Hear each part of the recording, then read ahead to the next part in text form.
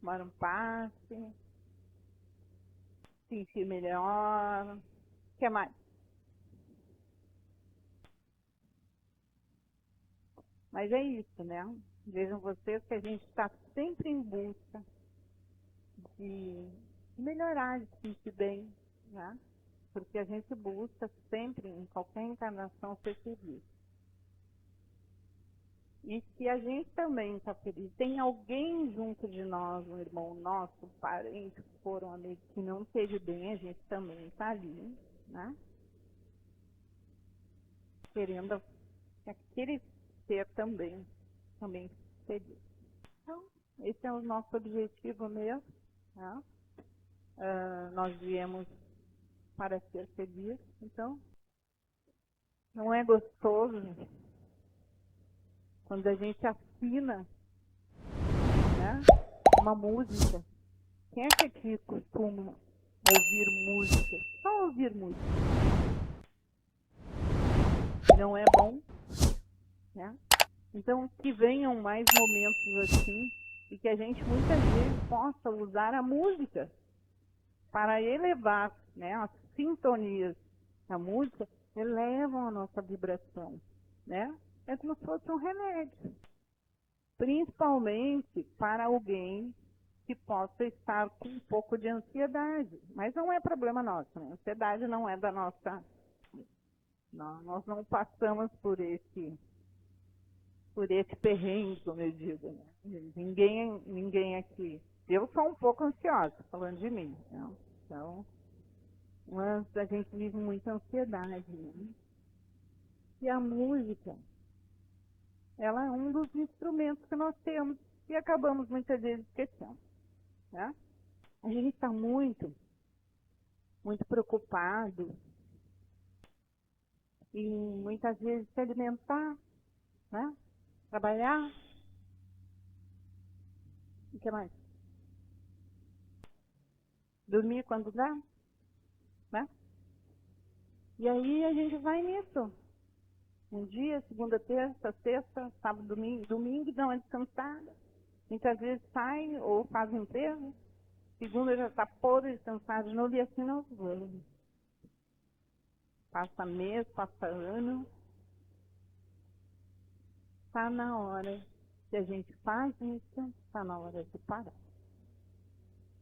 Está na hora de parar para pensar.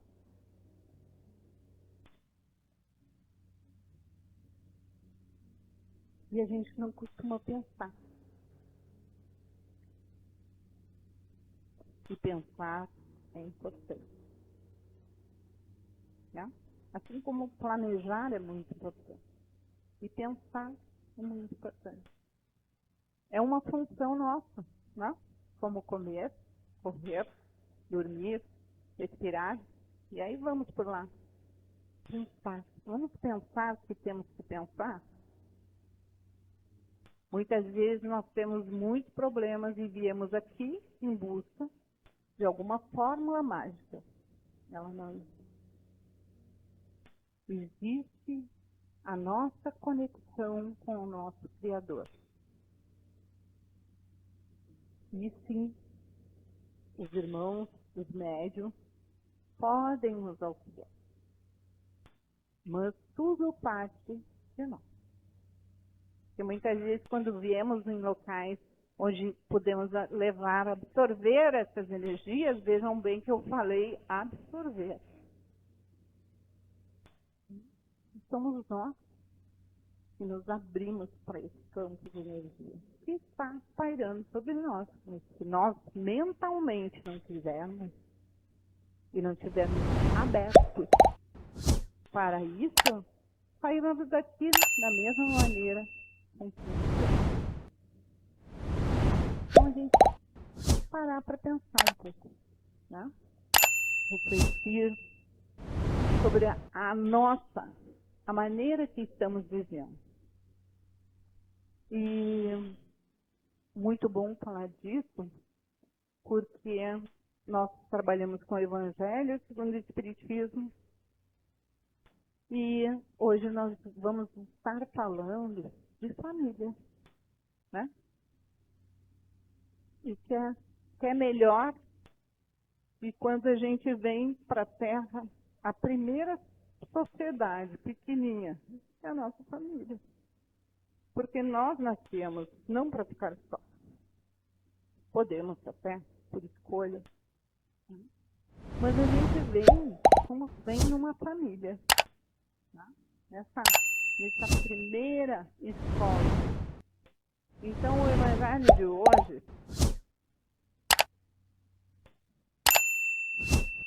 falando de família, nós estamos lá no capítulo 22.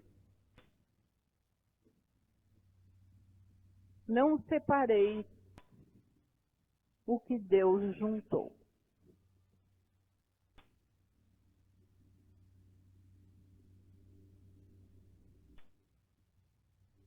Eu vou ler uma partezinha do Evangelho, como de costume, e depois a gente vai conversar um pouco, bater um papo sobre o que está escrito aqui e o que a gente pode entender. O item que nós vamos hoje estar trabalhando, indissolubilidade do casamento.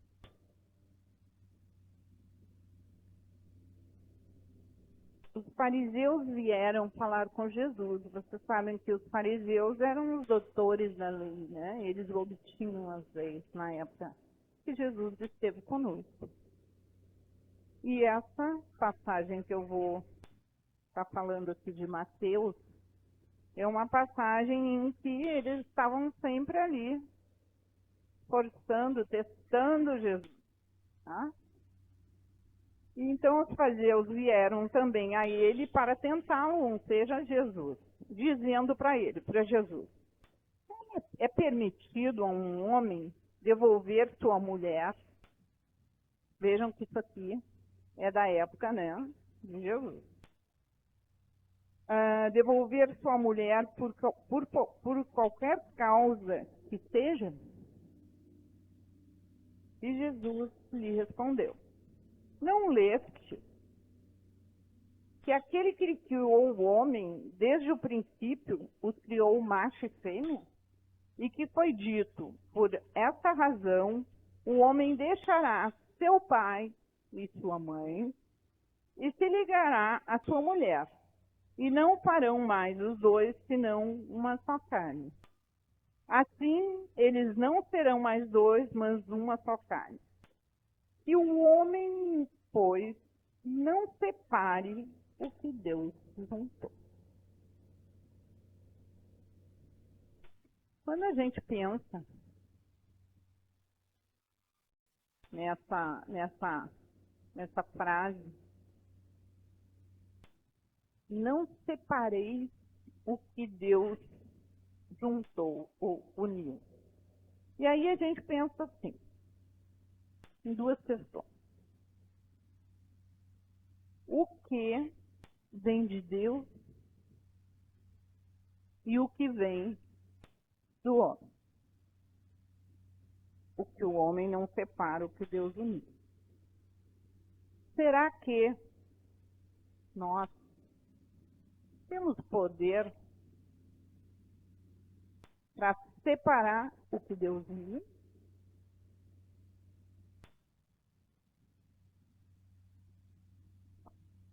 E o que foi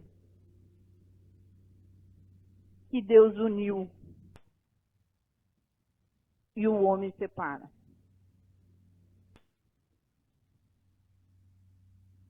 Aí nós vamos lá no capítulo 22 de Mateus, falando então e esclarecendo que o que vem de Deus, as leis divinas, são imutáveis.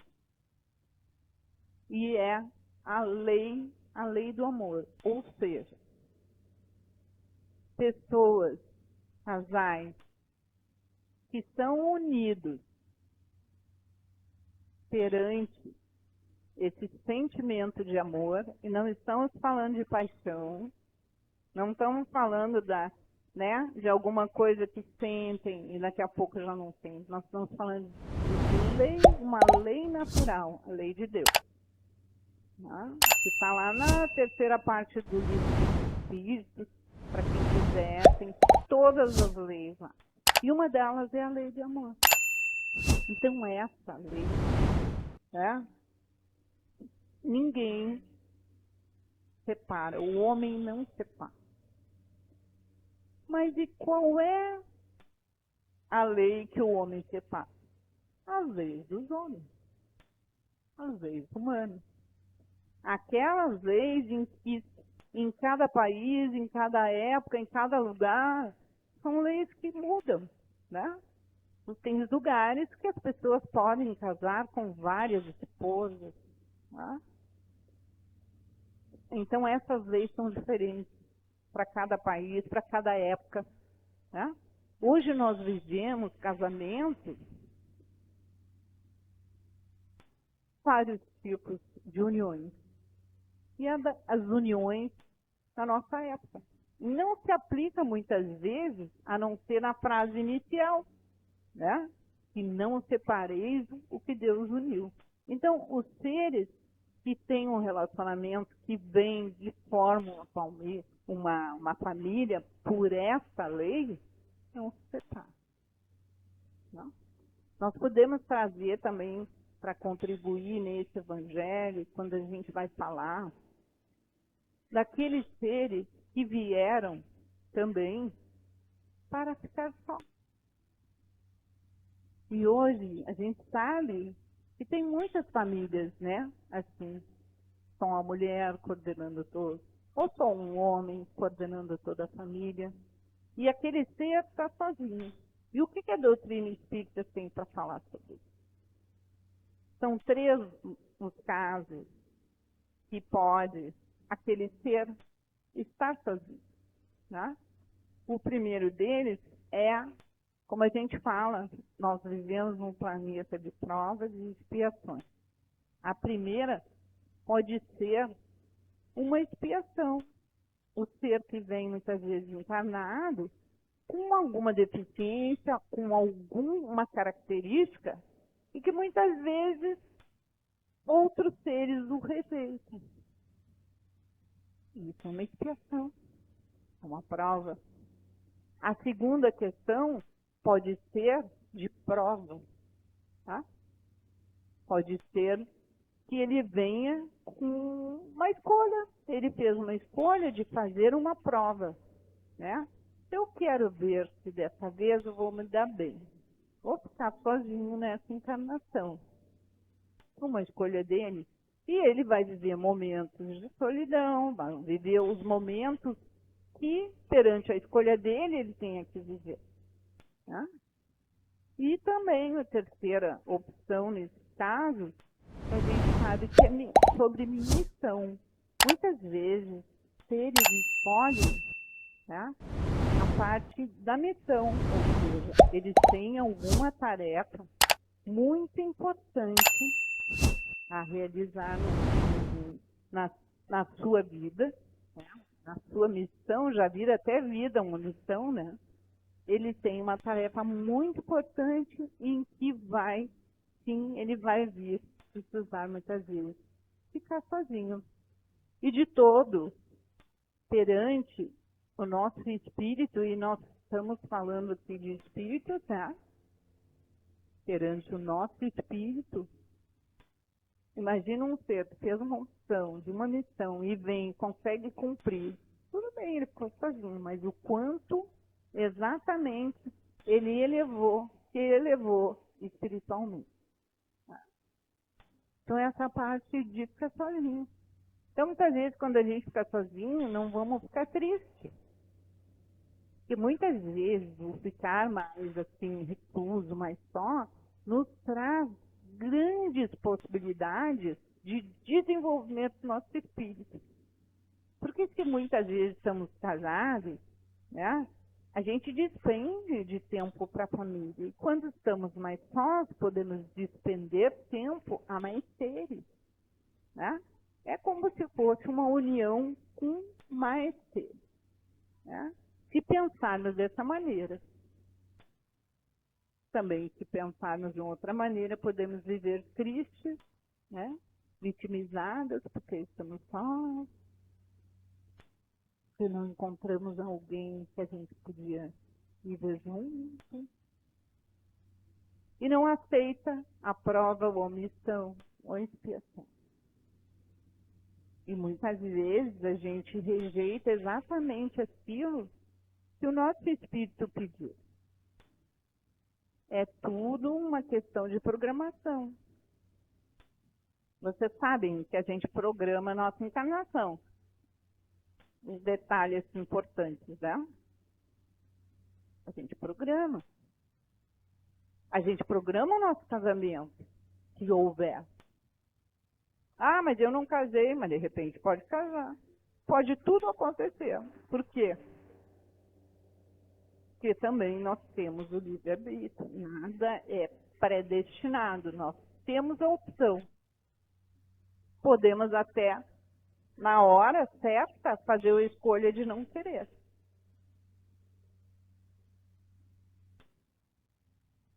E nos casamentos, segundo a doutrina espírita, tem um livro que é Estudando a Mediunidade, de Martins Peralta. Nesse livro, ele traz para nós 5 tipos de uniões de casamento. Né? Ele traz a primeira, eu vou ter que usar a colinha dos nomes.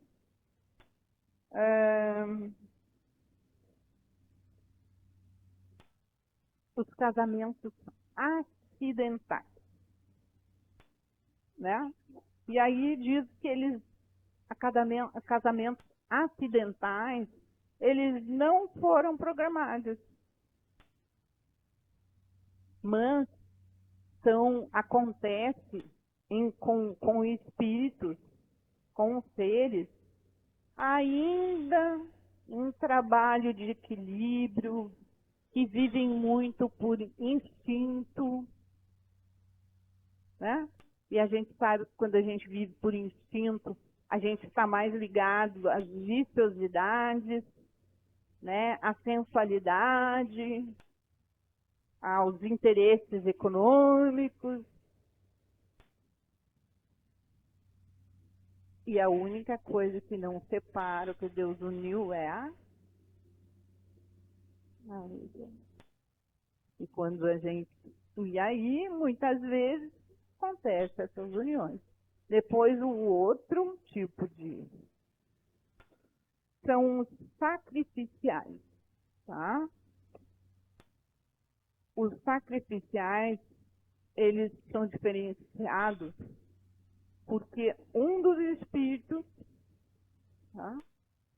Ele já tem uma certa elevação, né? Uma elevação da sua inteligência, da sua maneira de viver. Ele é um espírito mais elevado, vamos falar assim. Não é lá o top, mas ele já tem um entendimento. Isso são os casamentos sacrificiais. E um dos cônjuges, não. Então, esse está no sacrifício. Muitas vezes ele vem, ou a grande maioria das vezes, né, ele vem para auxiliar aquele irmão que não tem entendimento, que a moral ainda está muito baixa, ligado à sensualidade, aquelas, né, a gente sabe. Então, mas um deles vem com o propósito de auxiliar aquele outro. E aí depois nós temos esses dois que eu falei, os acidentais e os sacrificiais, né? Eles fazem parte do nosso planeta, planeta de provas e expiações. E os provacionais. Esses provacionais são um tipo de espíritos, almas, né? Que as duas são comprometidas. Ou seja, nós somos espíritos Desde o princípio até a angelitude, nós viemos vida após vida, né? Vivendo e vivendo erros. Então, esses irmãos, eles vêm os dois para resolver antipatias, para resolver coisas que ficaram mal resolvidas. Por isso que tem aquela frase que Jesus diz: vai enquanto é dia e tenta te reconciliar com teu irmão para que tu não tenha que voltar novamente. São aqueles seres que vivem ainda com energia de ódio, desavença. São esses casamentos provacionais. E que a grande maioria do nosso, né, do nosso planeta está ligado nesses 3 tipos de casamento. Então, por isso, meus irmãos, muitas vezes acontece que o homem separa, né? Dentro daquilo, ele separa a lei, nas leis dele, nas leis dos homens, e não nas leis de Deus, que é o divórcio, são as separações. E nós vamos falar ainda, se der tempo. Então, vamos adiante. Aí nós temos os casamentos transcendentais e os casamentos afins. Tá?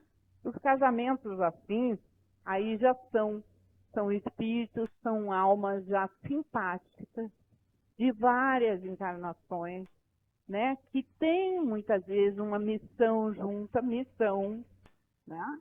Eles já têm um outro entendimento, são 2 seres que já têm entendimento. Então, eles sim conseguem viver.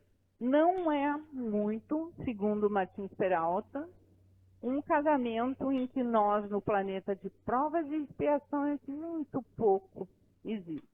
E depois, os casamentos transcendentais, que são feitos, né, de irmãos e espíritos nobres, que trabalham em prol do planeta, os 2 têm um entendimento, e nós não temos essa experiência quase no nosso planeta, nós podemos citar, e Martins Peralta cita como exemplo do casal de Maria, mãe de Jesus e José. Tá? Então, esse tipo de casamento. Então, a gente precisa, e aí na questão 940 do Livro dos Espíritos, né, ele vem falando, não constitui igualmente fonte de dissabores, tá? Tanto mais amargos quanto envenenam toda a existência, a falta de simpatia entre seres destinados a viver juntos. O que a doutrina espírita tem a dizer sobre isso? Divórcio. Nós temos e podemos, sim, mas os irmãos nos aconselham que muitas vezes, naquela frase que Jesus disse, resgata tudo o que tu pode, dá o teu máximo que tu pode. Não sejas tu o causador, né, daquela separação. Faze tudo o que tu tens, para que tu, numa encarnação futura, não tenha que voltar a viver, né, novamente esses dissabores que o livro dos Espíritos fala na questão 940. Então, em casos, muitas vezes, de violência, no caso onde existe alguma coisa que não pode, de fato, ser resolvida, né? Que foge da tua alçada, como eu digo, né?